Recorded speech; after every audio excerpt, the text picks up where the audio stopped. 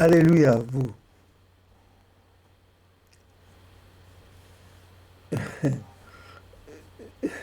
Les gens posent tellement de questions.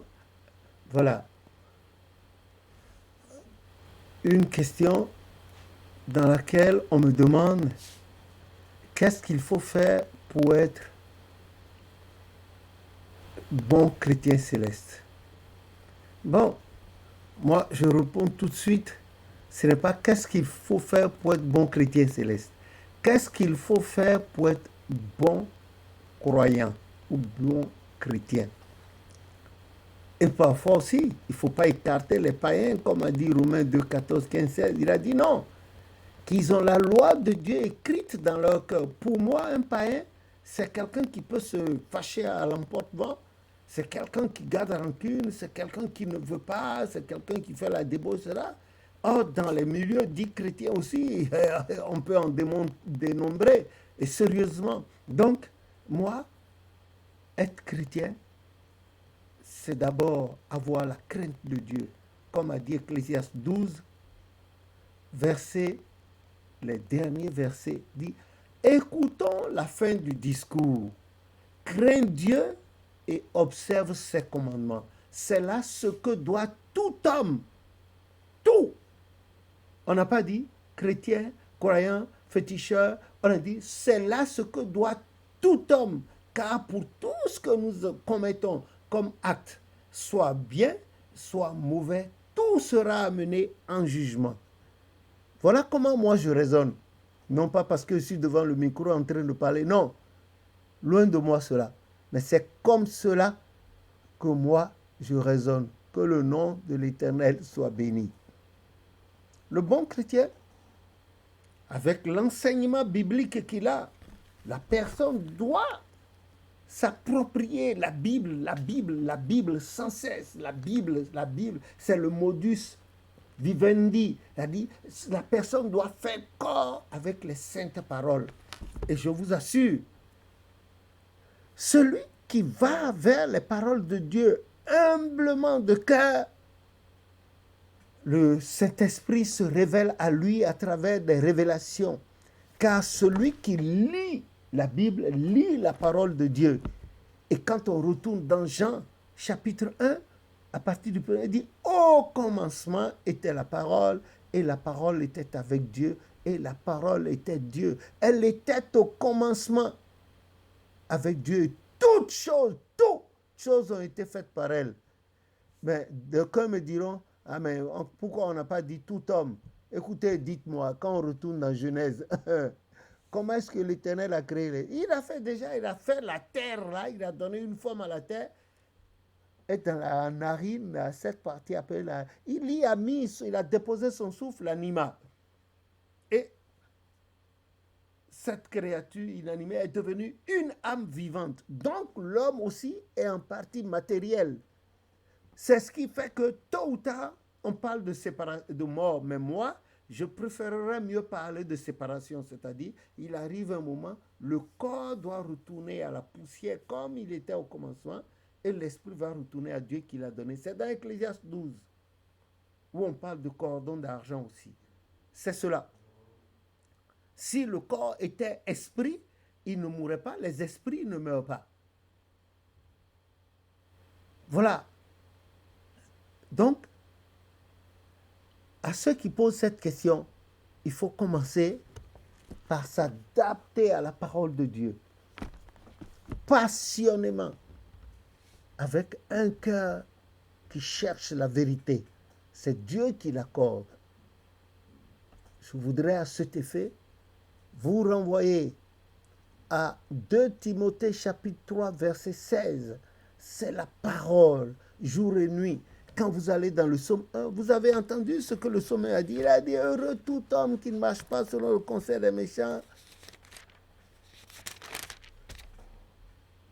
qui ne s'arrête pas sur la voie des pécheurs, qui ne s'assied pas en compagnie des moqueurs, mais qui trouve son plaisir dans la loi de l'Éternel et qui la médite jour et nuit. Un tel homme, une telle femme, voilà, ici, écrite la récompense que Dieu lui donne. On dit, un tel homme, une telle femme qui ne recherche que la parole de Dieu, à s'imbiber, la parole de Dieu, à être pénétrée par la... Et celui-là ou celle-là est comme un arbre planté près d'un cours d'eau qui donne son fruit en sa saison. Mais la fleur qui reçoit régulièrement de l'eau, elle pousse à vue d'œil. On ne sait même pas.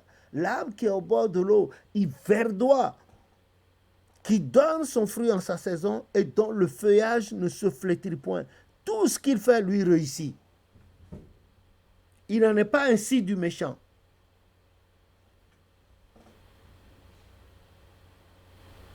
Celui qui s'attache à la parole de Dieu, celle qui s'attache à la parole de Dieu, mais celui-là fait corps avec la parole de Dieu. Et le Saint-Esprit ne manquera pas d'être en permanence avec lui. C'est par la parole que tout a été créé. Quand on retourne dans Genèse, on dit au commencement, la terre était informe et vide. Il y avait des ténèbres à la surface de l'abîme. Et l'Esprit de Dieu se mouvait au-dessus des eaux. Et Dieu dit et il a dit allez, ça s'est réalisé automatiquement. Que la lumière soit, et spontanément, la lumière fut. Ainsi, il a créé en 6 jours l'univers visible et invisible et tout ce qui renferme. En 6 jours. Et le 7e jour, il s'est reposé. 3e commandement. Il s'est reposé. Voilà. Ou bien 4e commandement, il s'est reposé. Car en 6 jours, il a créé les cieux et la terre. Le 7e jour, il a béni et il en a fait son jour. Voilà, que le nom de l'Éternel. Donc, pour moi, je voudrais qu'on parle de quelqu'un qui a la crainte de Dieu. Parce que beaucoup de païens aussi ont la crainte de Dieu. Et au même moment, on voit des chrétiens qui n'en ont point. Pas du tout. Pas du tout. Et alors, quand vous les voyez agir, vous en avez peur. Sérieusement, vous en avez peur. Que diriez-vous de ce jeune homme-là qui a pris la vie à sa maman il y a quelque temps qu'on a vu sur Internet, là, a égorgé sa maman en plein jour. Quand dites-vous, on parlera, on dira qu'il est envoûté, il y a le mot. Mais certes, tout ça fait partie du chimie biblique. Et il faut un peu de tout pour faire le monde. C'est cela. Donc, à la personne qui m'a posé cette question de savoir qu'est-ce qu'il faut faire, il dit, commencez d'abord par la crainte de Dieu. La crainte de Dieu. Il faut lire à cet effet Proverbe 9 jusqu'au verset 10 et 11.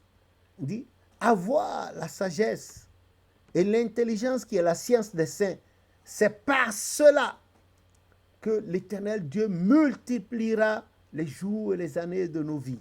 Voilà. Celui qui, sans être chrétien, n'appartenant à aucune dénomination religieuse, qui est chez lui tranquillement, qui sait qu'il ne doit pas faire du mal à son prochain, il ne doit pas convoiter la femme de son prochain, il ne doit pas maltraiter sa femme, malmener les enfants, et qui se respecte, c'est un bon citoyen, c'est fini. L'Éternel est avec lui. D'abord, il n'existe pas de barrière religieuse devant Dieu. Un bon, quelqu'un qui a la crainte de Dieu est forcément un bon citoyen. Il n'y a rien à faire. Voilà ce que je puis répondre à ces gens. Voilà. Sinon, je passerai du temps à le dire. Il y a des gens qui le diraient mieux que moi. Moi, je suis limité par le temps. Donc, c'est cela. Celui qui a la crainte de Dieu, qui croit en Dieu, car, comme il a dit dans Jean 3, car Dieu a tant aimé le monde qu'il a envoyé son Fils unique Jésus, afin que quiconque croit en lui ne périsse point, mais qu'il ait la vie éternelle. C'est ça, la prédication de la croix qui fait de nous les esclaves de Dieu, nous montrer le chemin. Et quand vous retournez dans le psaume 32 également, vous avez vu ce qu'il a dit là. Verset où il dit, j'aurai le regard sur toi pour t'instruire et te montrer la voie à suivre et je te conseillerai. Et quand vous allez dans le psaume 91, il a dit, celui qui demeure sous l'abri du Très-Haut, Jéhovah Elohim, repose à l'ombre du Tout-Puissant. mon refuge, la foi, la crainte de Dieu l'amène à dire, mon Dieu, mon refuge, l'Éternel des armées. Il n'y a rien à faire, ça suffit largement. Il fera attention, pas 2 fois avant de poser des actes négatifs dans la société. Voilà, parlez-moi d'une telle personne et je vous dirai, ah, voilà le comportement que l'Éternel attend de chacun de nous. Et puis l'autre côté, quand vous allez dans Jacques 1, 27, là, la vraie religion, il faut voir les veuves, les orphelins, les pauvres. Voilà la vraie religion. C'est ce que Dieu attend de nous. Il n'attend pas de nous l'égoïsme, la colère, les rancunes. Comme dans Galates 5, verset 10. Non, non, non, non, non. Tout ce qu'il attend de nous, regardez Galates 5 à partir du verset 22. C'est ce que je puis dire. Donc, celui qui a la crainte de Dieu et qui ne fait pas mal, il n'est pas religieux. Il peut appartenir à une dénomination comme ne pas appartenir à une dénomination. L'essentiel, c'est qu'il croit en Dieu, qu'il ait foi en Dieu et qu'il fasse attention à tout ce qu'il fait. Surtout éviter de créer des ennuis à son prochain, à lui-même, à sa maison et autour de lui. Voilà, c'est cet homme-là que Dieu veut. Que le nom, c'est d'un tel homme, d'une telle femme que Dieu veut. C'est celui-là que moi je peux appeler bon chrétien. Nous allons faire l'effort. Dans ce monde, ce n'est pas facile. Ce monde était primitivement déjà soumis à Satan. La preuve, notre mère Ève en a fait les frais. Et puis allez, par ricochet, notre père Adam. Et regardez là où nous sommes aujourd'hui. Les bruits de guerre partout. On tue, on n'a même plus peur. S'il y a un commandement, tu ne tueras point. Les gens tuent, sans vergogne aucune, sans pitié, que ce soit à l'hôpital, partout, dans les maisons, on empoisonne. Voilà, c'est devenu presque la mode maintenant, un peu partout dans le monde, et en l'occurrence en Afrique. Où allons-nous avec tout cela? Certes, un jour, il y aura la transition, c'est-à-dire le corps retournera à la poussière comme il y était, l'esprit retournera à Dieu qu'il est. Mais ne précipitons pas, que ne catalysons pas la vie de nos semblables. Évitons cela autant que faire se peut pour la gloire de Dieu. Pour la gloire de Dieu.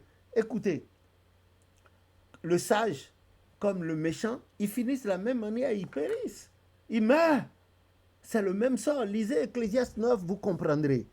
Que le nom de l'Éternel soit béni. À toutes celles et ceux qui m'ont plusieurs fois posé cette question, voilà comment modestement, humblement, je peux répondre à leurs questions au nom de Jésus notre Sauveur. Amen.